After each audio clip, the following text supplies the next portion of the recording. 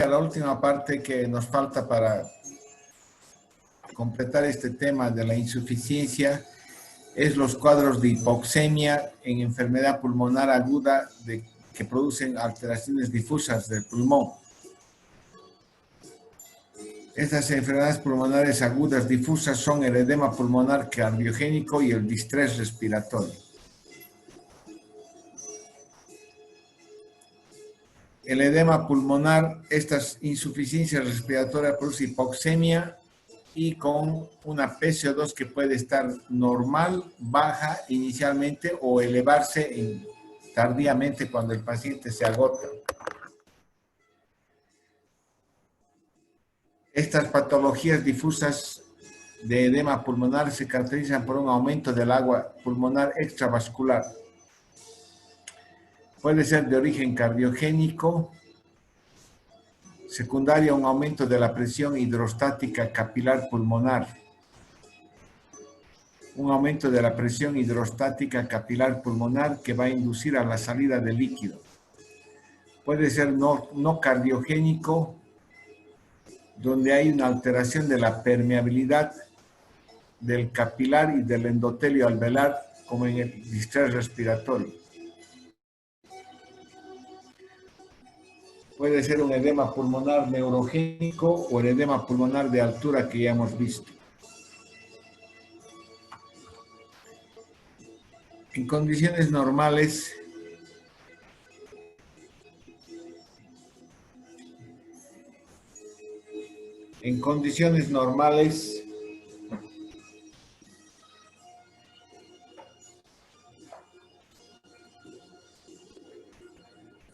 ¿me escuchan bien? ¿Me escuchan bien? Sí, doctor, se escucha bien. En condiciones normales, el alvéolo está vacío sin nada de líquido. Nosotros tenemos el epitelio alveolar, el epitelio respiratorio de los bronquiolos distales, y en el alvéolo tenemos dos células. Las células epiteliales de tipo 1, los neumocitos de tipo 1 y los neumocitos de tipo 2. Los neumocitos de tipo 1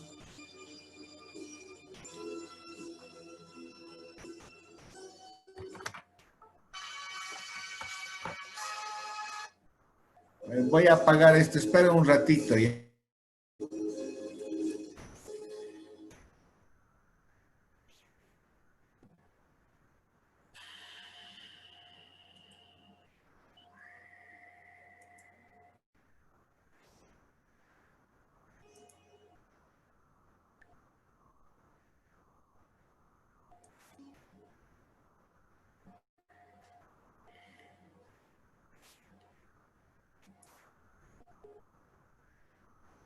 ¿Estamos otra vez? ¿Me escuchan? Sí, doctor. Sí, doctor. Entonces tenemos las células neumocitos tipo 1, las células epiteliales alveolares del epitelio alveolar y los neumocitos de tipo 2. Estas células epiteliales de tipo 1 van a producir el surfactante, la sustancia tensioactiva que impide que este alveolo se colapse. Tenemos la membrana basal del epitelio alveolar y el intersticio que tiene poca cantidad de agua, poca cantidad de líquido. Este espacio intersticial es delgado y este líquido habitualmente es removido. Doctor, ¿Qué? perdón, no se ven las diapos. ¿No se ve la diapositiva? No, doctor. No, doc. Voy a arreglar, esperen un ratito, por favor.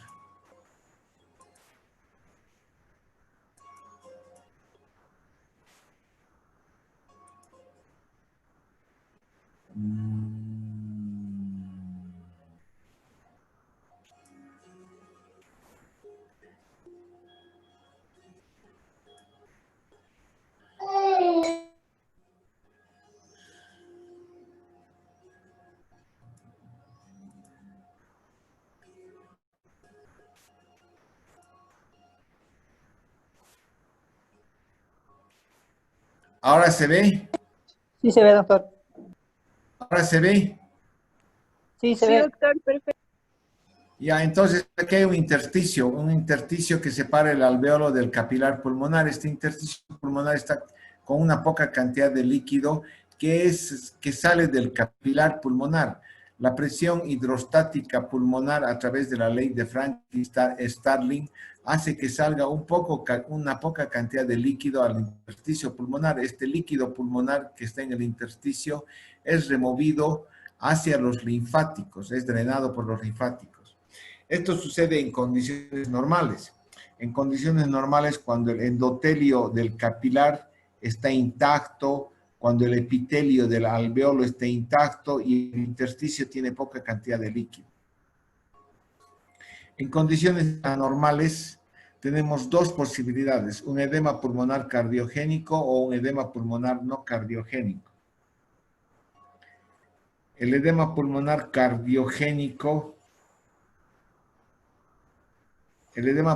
cardiogénico se produce por aumento de la presión hidrostática capilar. Un aumento de la presión hidrostática capilar. Este capilar está con una presión aumentada. Esto hace que aumente la cantidad de líquido que filtra hacia el intersticio. Aumente el filtro. Sin embargo, el endotelio capilar se encuentra preservado, intacto. Está intacta la barrera del endotelio capilar. Este líquido aumentado a nivel del intersticio es drenado a través de los linfáticos, pero esta cantidad que es drenado sobrepasa la capacidad de drenaje de los linfáticos y se acumula líquido en el intersticio. Y ese líquido que se acumula en el intersticio puede pasar hacia el alvéolo. Pasa hacia el alvéolo y es un líquido que tiene poca cantidad de proteína. Poca cantidad de proteína. En el edema pulmonar cardiogénico, las células epiteliales alveolares, los neumocistos 1 y el 2 se encuentran indemnes, intactas. Y el líquido que pasa es porque existe una abundante cantidad de presión de líquido acá. Los alvéolos se llenan con líquido con poca cantidad de proteínas. A diferencia del distrés respiratorio que vamos a ver después, donde existe un proceso inflamatorio de daño del epitelio alveolar y del endotelio capilar. Entonces, en el edema pulmonar cardiogénico, el aumento de la presión hidrostática hace que filtre el líquido hacia el intersticio y hacia el alvéolo. Es secundario a una enfermedad cardíaca o por sobrecarga de líquidos, administración masiva de líquidos. Se manifiesta como un cuadro de insuficiencia respiratoria aguda en un paciente con enfermedad cardíaca que tiene hipoxemia con un PCO2 normal en situaciones, en etapas iniciales. Y característicamente estas personas tienen tos abundante con una expectoración rosada, una expectoración en lavado de carne. Y eso hace el diagnóstico clínico de edema pulmonar cardiogénico. La expectoración es bien característica, bien típica. Es una expectoración rosada, abundante, líquida. En la radiografía de tórax, nosotros vemos que estos pacientes tienen una alteración del área cardíaca con cardiomegalia, con datos radiográficos de una enfermedad cardíaca.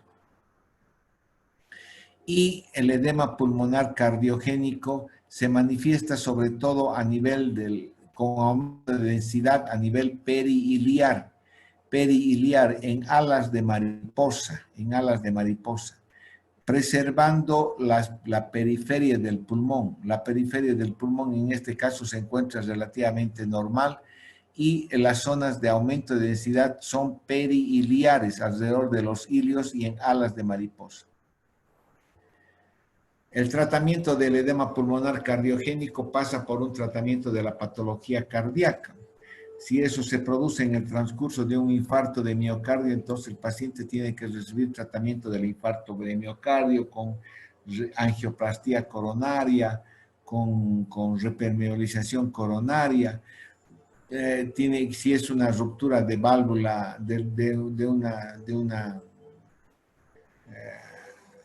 los músculos papilares, tiene que ser una cirugía reconstructiva, o obviamente si no hay ninguna patología que necesite procedimientos invasivos, el tratamiento médico de la insuficiencia cardíaca pasa por administrar sobre todo diurético y vasodilatadores.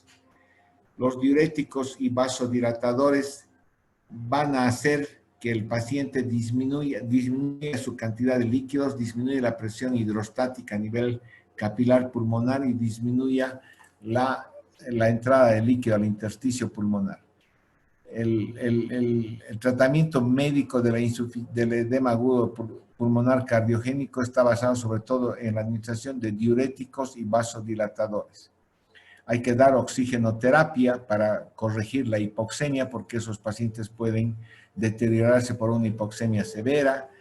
Si esto no es suficiente, hay que hacer ventilación no invasiva con CPAP o compresión de soporte, o por último, una intubación con asistencia ventilatoria.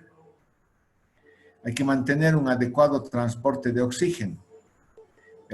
Un adecuado transporte de oxígeno para romper el círculo de la hipoxemia, la hipoxia tisular y la generación de acidosis.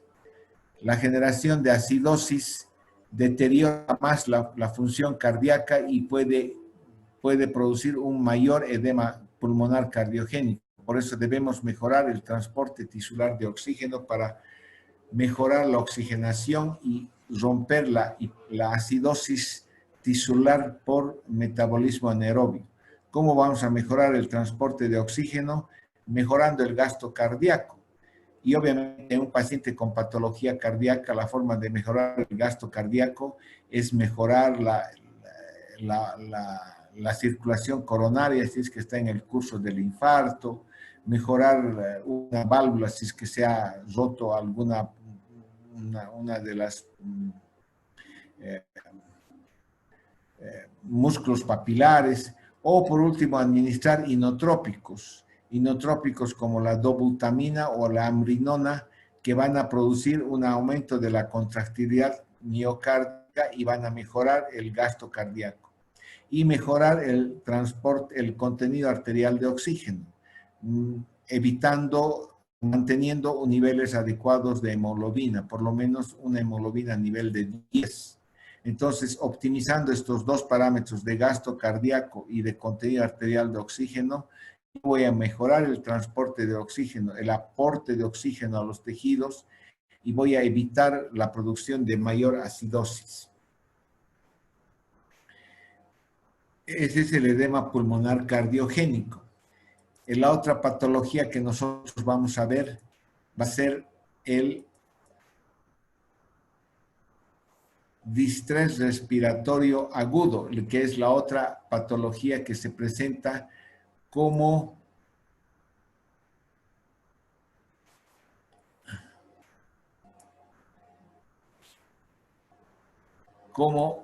una enfermedad pulmonar aguda difusa en personas que tienen pulmones normales y que tienen una patología aguda. ¿Están viendo? Sí, doctor. El síndrome de distrés respiratorio agudo, que también es una forma de edema pulmonar. Es un edema pulmonar, pero de origen no cardiogénico. Este edema pulmonar no se produce por alteración o por disfunción cardíaca. Se produce por un aumento de la permeabilidad, una alteración de la membrana del epitelio alveolar y del endotelio capilar pulmonares.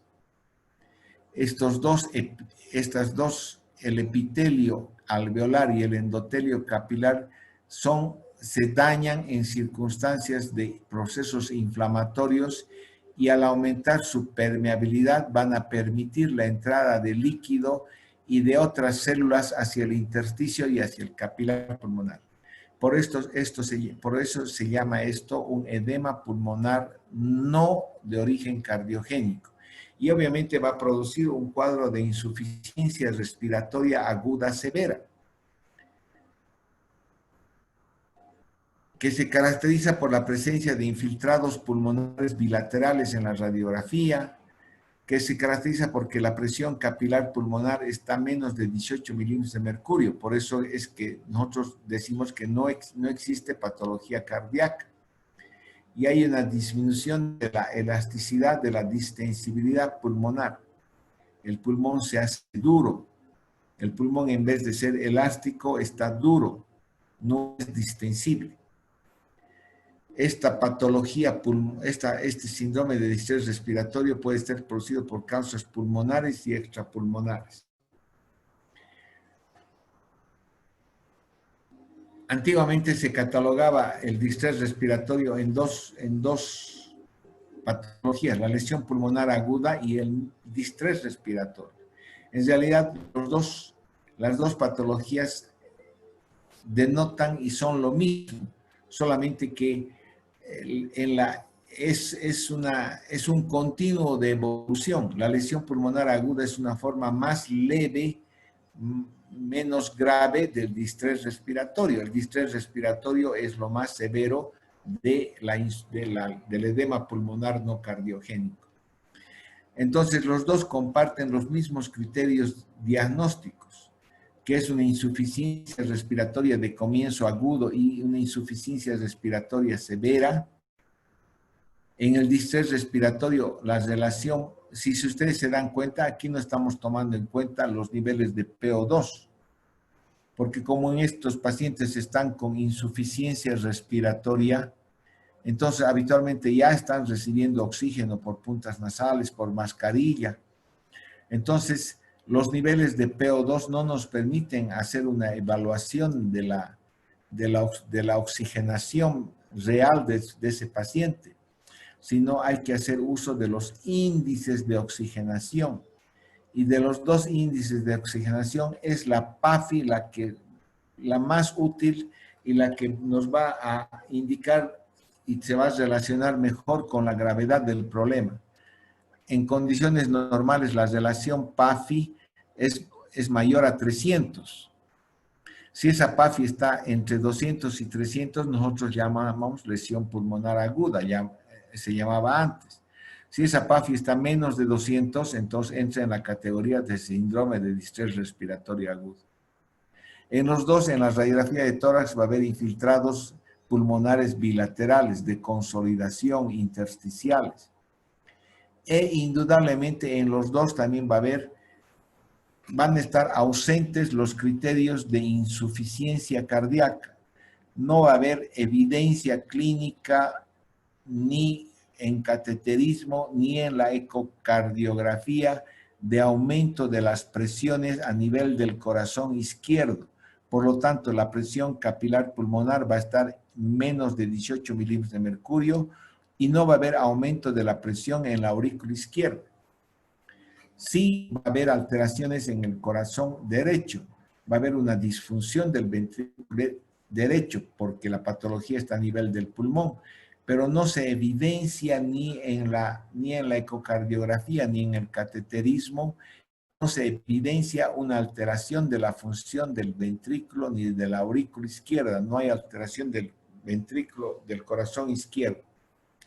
Esta definición actualmente ha sido actualizada por los criterios de Berlín, que indica que nosotros hablamos de distrés respiratorio agudo cuando en la primera semana de algún insulto clínico se desarrollan síntomas respiratorios nuevos o estos síntomas se deterioran. Cuando en la primera semana de una enfermedad aguda aparecen datos de insuficiencia respiratoria, o si el paciente ingresa con neumonía, estos síntomas deterioran, aumenta la insuficiencia respiratoria durante la primera semana. En la radiografía de tórax hay opacidades bilaterales que no son explicadas por la presencia de derrame pleural, atelectasia o nódulos pulmonares. O sea, no hay evidencia de estas afecciones. La falla respiratoria no se explica por un problema cardíaco, por sobrecarga hídrica.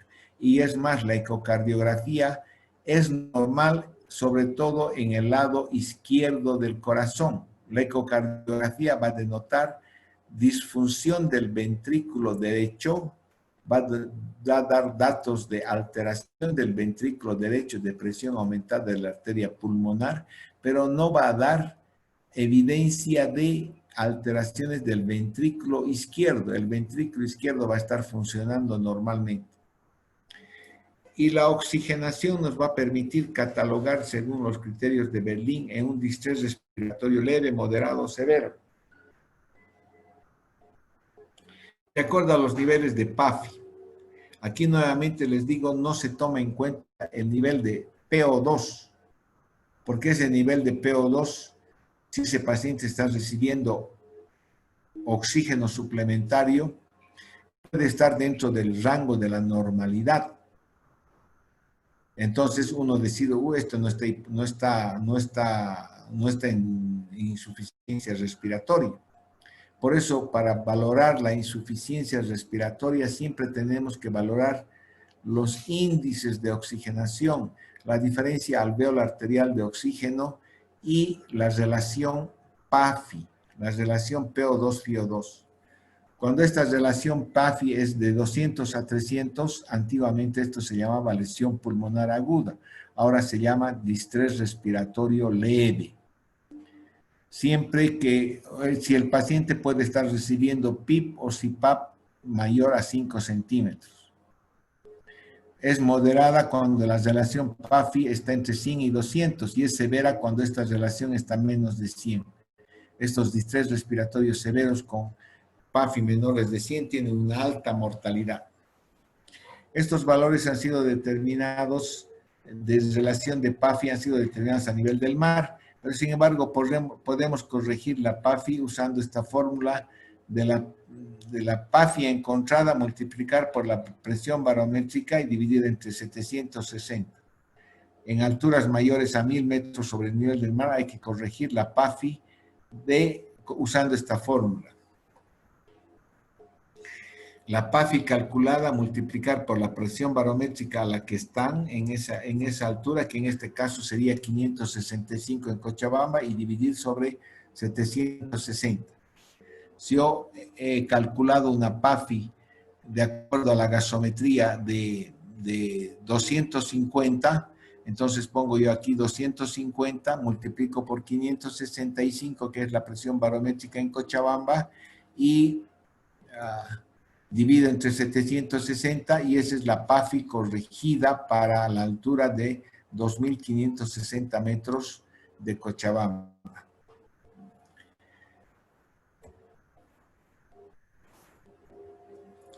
Esto es importante diferenciar entre lo que es el distrés respiratorio según los criterios de Berlín en leve, moderado, severo, para saber la mortalidad.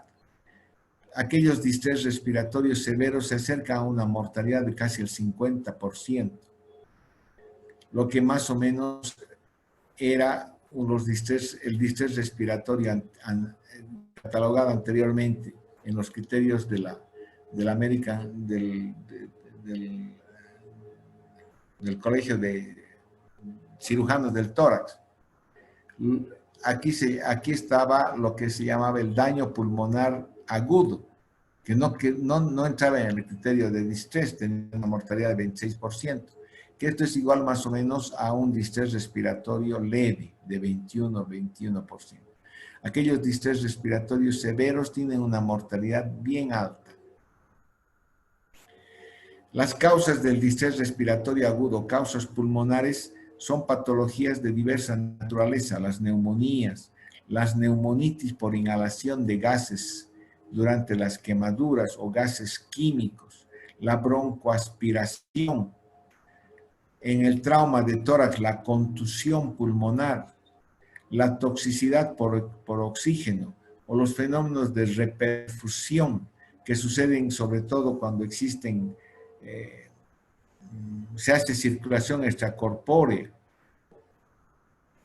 causas pulmonares que van a producir el distrés respiratorio. En este caso está de moda, por ejemplo, las neumonías por el coronavirus, que va a producir patologías bilaterales y que va a originar distrés respiratorio agudo por una neumonía viral, que en este caso es coronavirus. Podemos tener neumonías por neumococo, por estafilococo, las neumonías por la influenza, virales, incluso la misma tuberculosis, las tuberculosis miliares cuando afectan ambos pulmones pueden producir un síndrome de distrés respiratorio, puede producir una afección pulmonar severa y dar origen a un distrés respiratorio severo. Las causas extrapulmonares. Sobre todo está la sepsis no controlada adecuadamente y los estados de shock persistente.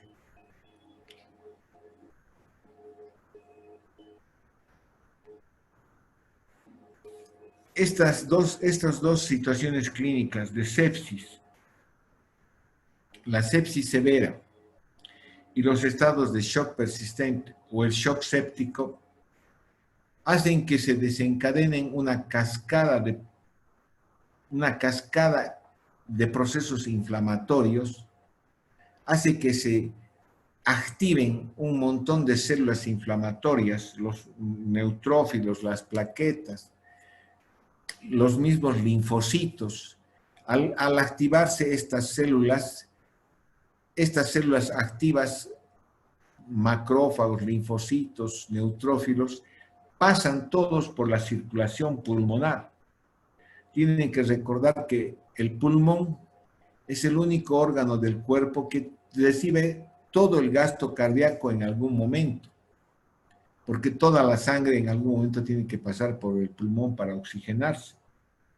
Entonces, todas esas células activadas por los procesos de sepsis, por la cascada inflamatoria de los estados de shock persistente, todas esas células activadas, neutrófilos, macrófagos, linfocitos, van a quedar atrapados en la circulación capilar pulmonar. Y al quedar atrapados van a empezar a producir un daño del endotelio capilar pulmonar.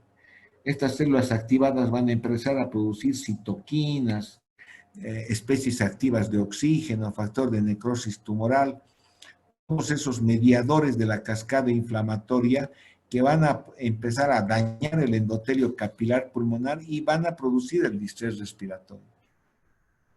La sepsis y los estados de shock persistente son las causas más frecuentes de distrés respiratorio. Los politraumatismos, la politransfusión, la embolia grasa también son situaciones de un daño tisular masivo. El politraumatismo severo múltiple, al producir un daño tisular masivo a nivel de los músculos, activa la cascada inflamatoria, activa las células y todas estas células activas, todas estas citoquinas van a parar al pulmón y producen lo que se llama el distrés respiratorio. La pancreatitis, las quemaduras extensas, reacciones transfusionales, la hipertensión endocraniana, las intoxicaciones, el paraquat, aunque actualmente ya no está dentro de un uso más o menos aceptado como herbicida el paraquat. Entonces, son las sepsis y los estados de shock persistente las causas más frecuentes de distrés respiratorio de causa extrapulmonar. Entonces, ustedes nuevamente recuerdan este alvéolo normal, donde vemos que existen el epitelio alveolar, los neumocistos tipo 1, los neumocistos tipo 2, los capilares pulmonares con su presión hidrostática normal, la pequeña cantidad de líquido que hay en el intersticio, que es drenado por los linfáticos, todo normalmente. En el distrés respiratorio se produce una lesión alveolar, alvéolo capilar difusa, con una fase exudativa inicial donde hay formación de edema, exudación y formación de membranas hialinas. Hay una fase exudativa que dura más o menos la primera semana. La fase proliferativa de organización, donde ya se produce una hiperplasia del revestimiento del epitelio alveolar, sobre todo de los neumocitos tipo 2, y se inicia la acumulación de fibroblastos y la generación de fibrosis. Habitualmente los pacientes salen en esta etapa y no llegan a la fase fibrótica residual. Esta fase fibrótica residual suele suceder cuando estos fenómenos de distrés respiratorio, estas lesiones exudativas, persisten.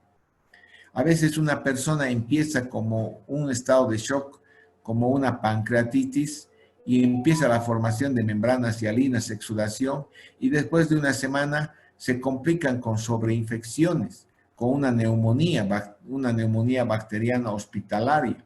Entonces, este proceso exudativo persiste, vuelve a activarse por el proceso infeccioso, y eso va a generar en algún momento una fase fibrótica residual, donde va a haber fibrosis intersticial difusa a nivel del intersticio. En vez de haber líquido, va a haber fibrosis, depósito de colágeno, y donde también va a haber alteración de los capilares de las arteriolas. Los capilares van a estar obstruidos, las arteriolas van a tener deformaciones de las paredes vasculares. Este aumento de la permeabilidad de la membrana alveolo capilar va a producir una extravasación de plasma rico en proteínas y un edema intersticial y alveolar. Va a haber reclutamiento, agregación y activación de células inflamatorias. Reclutamiento, agregación y activación de los neutrófilos, de las plaquetas, de los macrófagos.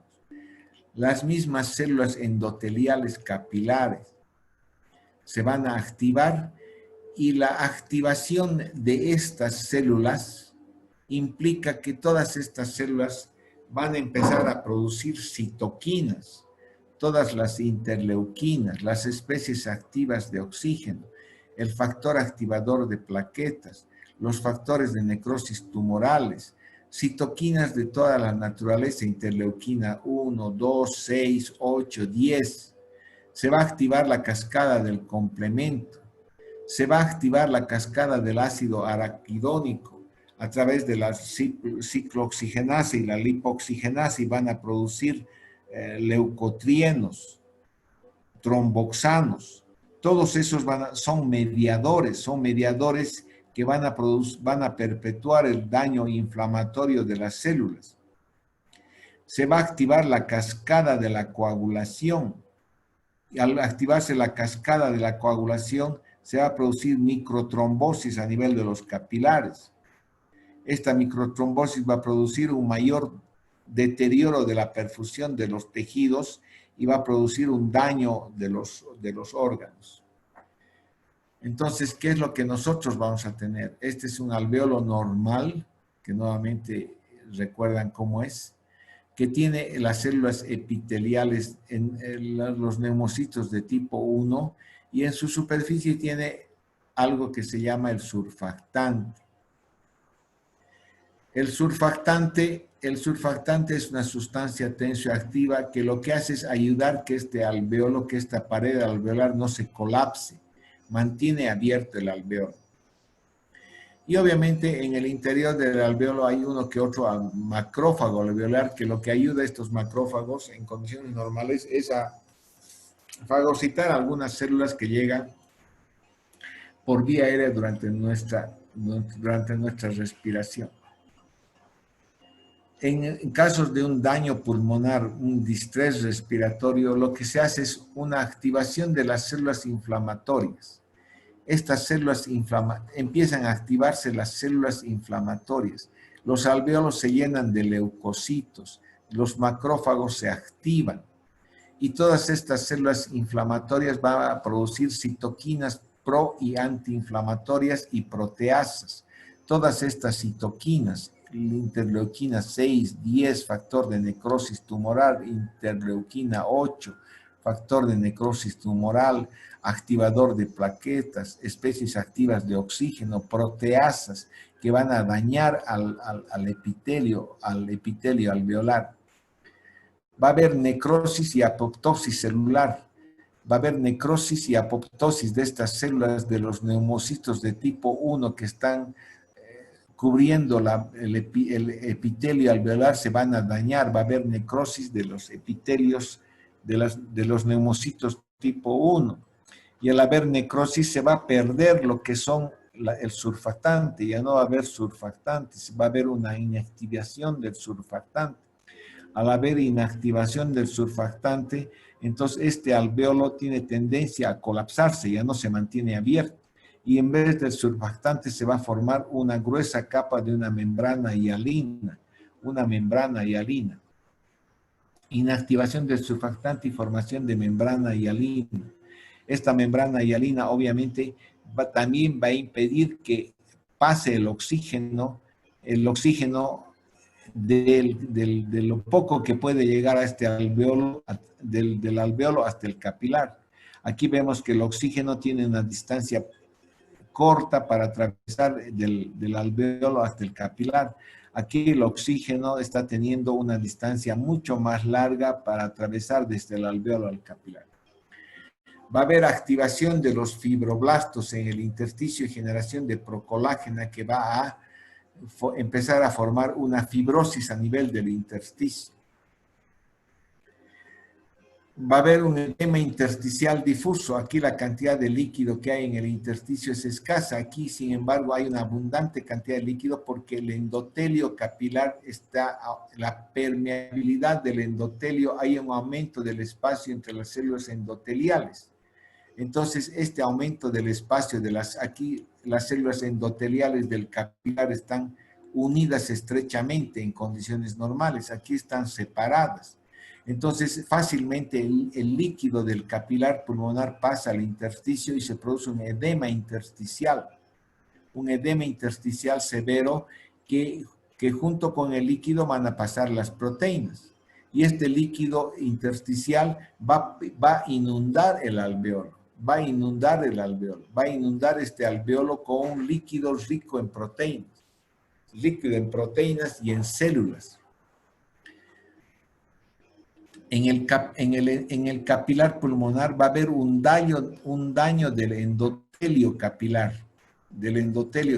Las células endoteliales se dañan, se activan, se hinchan. Hay un daño del endotelio capilar y empiezan a producir también citoquinas. Va a haber los neutrófilos que circulan por el capilar se van a agregar, se van a hacer lentas en su circulación, van a empezar a migrar los neutrófilos, va a haber un reclutamiento, agregación, migración de neutrófilos y de las plaquetas. Estas plaquetas, al reclutarse aquí, van a empezar a activar la cascada de la coagulación y van a formar microtrombos en estos capilares pulmonares. Hay una activación de la cascada de la coagulación. Entonces, este alvéolo al final se llena de líquido y como no tiene surfactante, se va a colapsar. Este colapso alveolar va a producir una disminución del volumen pulmonar y una disminución de la distensibilidad pulmonar. Si yo veo aquí este alvéolo, por ejemplo, que tiene un surfactante normal, es fácilmente distensible, es como una liga elástica que puedo estirarla, es fácilmente distensible. Mientras que este otro alvéolo, que tiene una membrana hialina, que está lleno de líquido, no es distensible. Al ser no distensible, entonces hablamos de una disminución de la distensibilidad pulmonar. El pulmón se hace duro. Estas dos condiciones van a producir que existan zonas de cortocircuito intrapulmonar donde no existe ventilación. Aquí en condiciones normales entra el aire. Pero aquí, por ejemplo, llega el aire y todo este alvéolo está lleno de líquido, está lleno de células, está lleno de líquido rico en proteínas, entonces no entra el aire. Y más todavía si este alvéolo se ha colapsado completamente porque no tiene surfactante. Entonces es un alvéolo donde no llega ventilación, pero sigue la perfusión y tenemos un cortocircuito intrapulmonar con relación ventilación-perfusión igual a 0. Esto obviamente va a producir un aumento del trabajo respiratorio severo. El paciente va a estar con uso de músculos accesorios, taquipneico, inquieto. Y obviamente estas lesiones activación de la cascada de coagulación va a producir microtrombosis en los capilares, va a aumentar la resistencia vascular pulmonar y va a haber una hipertensión arterial pulmonar. Hipertensión arterial pulmonar. El aumento del trabajo respiratorio se va a manifestar por aleteo nasal, tiraje supraesternal, intercostal, supraclavicular. Hay taquipnea, taquicardia, sudoración profusa, crépitos bilaterales. Pues tenemos que buscar síntomas de la enfermedad que ha causado, si es una pancreatitis, distensión abdominal, dolor abdominal. Si obviamente es una contusión torácica, vamos a tener que buscar fracturas costales, enfisema subcutáneo, un tórax volante. Si es un estado de shock, tenemos que buscar cómo está la presión, cómo están los valores de lactato. La radiografía de tórax, siempre que vemos problemas respiratorios, lo primero que uno pide es una placa de tórax. En la placa de tórax vamos a ver infiltrados intersticiales o alveolares, o sea, infiltrados de condensación intersticiales o alveolares, difusos, bilaterales, incluso que pueden llegar a la consolidación. Lo que vemos nosotros es una patología bilateral, infiltrados difusos intersticiales, donde no vemos que el área cardíaca aquí, por ejemplo, esté aumentada de tamaño. O sea, este paciente posiblemente no adolezca de una patología cardíaca. Este paciente también tiene infiltrados difusos bilaterales. A diferencia del paciente cardíaco, donde lo vemos con quien tiene cardiomegalia, y los infiltrados son periliares y respetan las áreas periféricas. En la tomografía de tórax vamos a ver áreas de consolidación bilateral, donde solamente quedan pequeñas zonas del pulmón con relativa normalidad. Por eso que antes esto se llamaba el baby lung, pulmones pequeños, porque cuando uno ventila, en realidad uno empieza a ventilar solamente estas pequeñas áreas pulmonares, porque estas áreas de consolidación con baja distensibilidad no reciben ventilación. Entonces nosotros en realidad sostenemos a los pacientes con estas pequeñas áreas pulmonares relativamente normales. En la gasometría, en un inicio hay hipoxemia con hipocapnia, hay alcalosis respiratoria, con aumento del gradiente, la diferencia alveolar arterial de oxígeno y disminución de la PAF a los valores señalados. Si esta hipoxemia es severa y es de varias horas de evolución, el paciente puede llegar a agotarse y empieza, en vez de tener hipocapnia, a tener hipercapnia, a retener CO2. Y en ese caso empieza a tener acidosis respiratoria y por la hipoxemia empieza a tener metabolismo anaerobio, o sea, empieza a tener una acidosis mixta. Cuando un paciente en insuficiencia respiratoria empieza a tener acidosis mixta, es que ese paciente se está agotando completamente y va a terminar haciendo un paro cardíaco, porque ya está en las etapas finales de su capacidad, de sus reservas musculares, de su reserva de su capacidad de soportar el insulto que significa la enfermedad. Esta hipoxemia del distrés respiratorio no responde o responde poco a la oxigenoterapia mediante un sistema abierto. O sea, ustedes tienen la obligación de ponerle puntas nasales, mascarilla, lo que sea, pero la oxigenación va a mejorar poco y lo que necesitan estos pacientes es intubación. En el cateterismo cardíaco, que rara vez se hace, si no se hace ecocardiografía, hay aumento de la presión en la arteria pulmonar y la presión capilar pulmonar está normal. La función del ventrículo izquierdo es normal.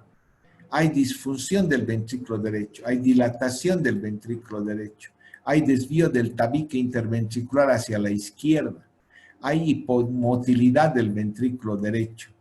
Hay datos ecocardiográficos de disfunción del ventrículo derecho por hipertensión arterial pulmonar, con función ventricular izquierda normal.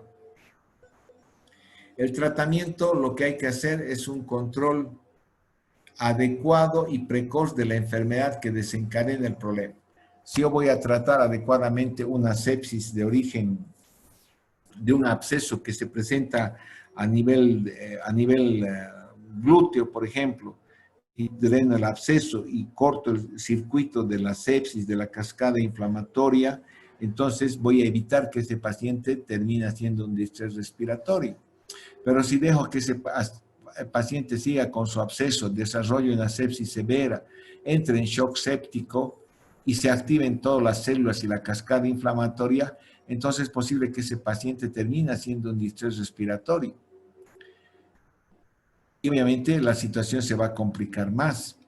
Entonces, el manejo adecuado de la enfermedad inicial desencadenante es lo mejor para evitar que ese paciente termine haciendo distrés respiratorio. Si el paciente ha tenido distrés respiratorio, bueno, lo primero que hay que hacer es manejar la insuficiencia respiratoria y lo primero es corregir la hipoxemia. Antes de llegar a terapia hay que dar oxígeno con alto flujo, una máscara con reservorio, tratar de dar la FiO2 más alta posible. Estos pacientes no oxigenan puntitas nasales, pero bueno, si no tienen máscaras con reservorio o nariceras de alto flujo, no queda más que dar oxígeno con lo que tenga, pero hay que dar oxigenoterapia de cualquier forma. La forma de corregir la hipoxemia es con asistencia ventilatoria mecánica haciendo uso de presiones positivas al final de la expiración. Una ventilación mecánica con una estrategia protectora del pulmón que no corresponde a hacer una clase en este momento porque eso es manejo de terapia intensiva. La presión positiva al final de la expiración, lo que se llama PIP, es una estrategia ventilatoria que se usa en modos ventilatorios asisto controlados de volumen, de presión, o con IMB de volumen, de presión. Es una estrategia ventilatoria que lo que hace es abrir los alvéolos colapsados. La presión positiva, al final de la expiración en condiciones normales, si ustedes exhalan, sus alvéolos al final de la expiración llegan a una presión de 0. Porque se equilibra con la presión atmosférica, llegan a 0. O sea, ni entra ni sale aire. Cuando tienen PIP, o sea, ustedes, la forma de hacer PIP sería, si ustedes cierran su nariz y no exhalan completamente. Pero la forma de hacer PIP es colocando un tubo endotraqueal y manejando un ventilador y colocando un valor determinado de PIP de 10 centímetros. Entonces yo coloco un valor de PIP de 10 centímetros, abro los alvéolos y evito que estos se colapsen. Entonces mantengo una presión de 10 centímetros durante la expiración, al final de la expiración. Esto aumenta la capacidad residual funcional y mejora la superficie del intercambio gaseoso. Disminuye las unidades con relación BQ0 porque ya hay más ventilación en los alvéolos. Y obviamente al disminuir las unidades corrijo la hipoxemia. Sin embargo, al aumentar la presión, al hacer una presión positiva en los alvéolos, aumento la presión positiva a nivel del tórax. A nivel del tórax, al final de una expiración normal, es 0 la presión pleural. Pero yo al poner PIP, presión positiva al final de la expiración, la presión pleural se hace positiva. Se hace positiva, más 10, más 5, más 15, dependiendo de qué nivel le ponga. Pero esta presión positiva a nivel pleural, a nivel torácico, puede disminuir el retorno venoso, el gasto cardíaco, disminuir el transporte de oxígeno, el VO2. Entonces es un efecto contraproducente del PIP. Tengo que vigilar si al usar PIP no estoy alterando el retorno venoso, el gasto cardíaco. Al poner una presión positiva puedo aumentar la presión de la vía aérea y producir un estallido de los alvéolos, lo que se llama un barotrauma. Es como si estuviese inflando mucho un globo y hago que reviente el globo. Entonces estos son efectos colaterales del PIP.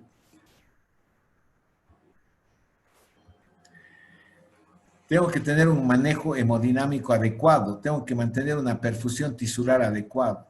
los órganos tienen que estar bien perfundidos en cualquier circunstancia, porque el momento en que los órganos no están bien perfundidos, cualquier patología no va a evolucionar bien. Una infección urinaria, aunque le dé buena cantidad de antibióticos, si no tengo una buena perfusión tisular, esa infección urinaria va a terminar haciendo un distrés respiratorio y una falla multiorgánica. Por eso tengo que mantener siempre la perfusión tisular. Ustedes tienen que pensar siempre en los tejidos. Mantener una eubolemia. No hay que sobrehidratar a los pacientes que tienen distrés respiratorio, porque al dar mucho líquido, al dar muchos sueros endovenosos y al tener un aumento de la permeabilidad del endotelio capilar, al aumentar la presión hidrostática, puedo inducir una mayor fuga de líquido hacia el intersticio pulmonar. Tengo que tener un balance hídrico neutro o negativo y mantener un gasto cardíaco adecuado para optimizar el transporte de oxígeno. Y esto me va a mantener una adecuada perfusión tisular. Corrigiendo obviamente la hipovolemia, sin tener que sobrehidratar, pero tengo que corregir la hipovolemia. Y mejorar el gasto cardíaco haciendo uso de vasopresores e inotrópicos, la dobutamina, la amrinona, la milrinona. Mantener una adecuada cantidad de hemoglobina, porque el gasto cardíaco también depende del contenido arterial de hemoglobina, no solamente depende, el transporte de oxígeno no solamente depende del gasto cardíaco, también depende del contenido arterial de oxígeno. Si yo mantengo un adecuado gasto cardíaco, optimizo el transporte de oxígeno. Si yo mantengo un adecuado contenido arterial de oxígeno, optimizo el transporte de oxígeno. Este contenido arterial de oxígeno adecuado lo voy a mantener manteniendo niveles de hemoglobina alrededor de 10. Las indicaciones de transfusiones de sangre es cuando la hemoglobina es menos de 7 o un poquito menos de 25. Hay que hacer transfusiones de sangre. Es mejor mantener una hemoglobina cercana a 10. No es necesario llevar a una hemoglobina de 14, 15, 16. Es suficiente tener una hemoglobina de 10 para optimizar el contenido arterial de oxígeno. Y al mismo tiempo estoy mejorando el gasto cardíaco con vasopresores inotrópicos. Estas dos maniobras van a optimizar el transporte de oxígeno y la perfusión tisular. Hay otras medicaciones que se pueden usar en el distrés respiratorio, como los corticoides. En la fase tardía, aunque si ustedes investigan distrés respiratorio, algunos van a decir que actualmente se está usando la metilprednisolona en la primera semana de los distrés respiratorios con buenos resultados. Algunos dicen que sí, otros dicen que no, solamente en la fase tardía. Es lo mismo que la hidroxicloroquina. Hace 2 semanas decían que no sirve para el coronavirus y ahora resulta que la OMS dice que hay que volver a hacer estudios porque parece que sí sirve. Al final uno no sabe nada. Los vasodilatadores como el óxido nítrico, la infusión de prostaglandina tampoco han demostrado buena utilidad. Hay que hacer un tratamiento adecuado de las complicaciones, las infecciones sobreagregadas, las neumonías, sobre todo las neumonías asociadas a la ventilación. Y hay que evitar que el ventilador produzca lesión pulmonar. La lesión pulmonar por el ventilador, por uso de altas presiones, por el uso de alto volumen. Por eso es que la ventilación se usa como una estrategia para proteger el pulmón, una estrategia protectora del pulmón. Hay que evitar que el ventilador, que es un aparato mecánico, porque nadie vive, la respiración normal es a presión negativa. Cuando uno entra en ventilación mecánica, la ventilación se hace a presión positiva, cambia completamente. Esa presión positiva puede producir lesión pulmonar. Hay que evitar eso. Hay que dar una pseudoanalgesia adecuada, hay que prevenir el tromboembolismo pulmonar, la hemorragia digestiva alta, un apoyo nutricional adecuado, preferentemente por vía enteral. Muchos pacientes recuperan sin secuelas. Un 33% puede evolucionar hacia la fibrosis pulmonar. La fibrosis pulmonar por acumulación de los fibroblastos, generación de procolágeno. Esta fibrosis pulmonar que va a producir una alteración funcional de tipo restrictivo con anomalías del intercambio gaseoso, con hipoxemia sobre todo asociada al ejercicio. Obviamente para evitar la evolución hacia la fibrosis pulmonar es que muchas personas dicen que hay que dar corticoides en la segunda, tercera semana, sobre todo si el distrés respiratorio persiste después de la segunda semana, hay que empezar a dar corticoides para evitar que estos pacientes evolucionen hacia una fibrosis pulmonar. Bueno, la mortalidad es alrededor del 40%. Es una mortalidad relativamente alta, sobre todo en personas más de 65 años, cuando empieza a aparecer disfunción orgánica múltiple, cuando empieza a aparecer sepsis, daño pulmonar, daño renal, daño hepático, coagulopatía. Cuando la hipoxemia es muy severa, los niveles de PAFI son menos de 100 o la diferencia alveolar arterial es más de 350. Es un distrés respiratorio severo. Cuando la distensibilidad pulmonar es menos de 30 centímetros, la calculada cuando conectamos al ventilador mecánico. Cuando hay una acidosis metabólica persistente, esta acidosis metabólica persistente indica que yo estoy teniendo una hipoperfusión tisular, cuando el exceso de bases es mayor a menos 8, cuando el bicarbonato es menos de 15, cuando el pH es menos de 7,35, o cuando tengo un lactato más de 4 milimoles por litro. Entonces, esta acidosis metabólica me está indicando que estoy teniendo una hipoperfusión tisular persistente. Esta hipoperfusión tisular me va a producir un daño de órganos. Y obviamente la inmunosupresión. Las citoquinas, hay citoquinas proinflamatorias y antiinflamatorias.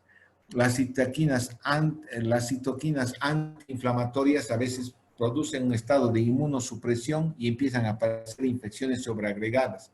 Estas infecciones sobreagregadas son como diríamos sobre llovido mojado, porque al aparecer una neumonía sobre un distrés respiratorio daña más el pulmón y complica más la evolución. Indudablemente un distrés respiratorio es una cosa rara vez vemos un rayo, pero cuando nos llega nos puede matar. Eso es todo, amigos.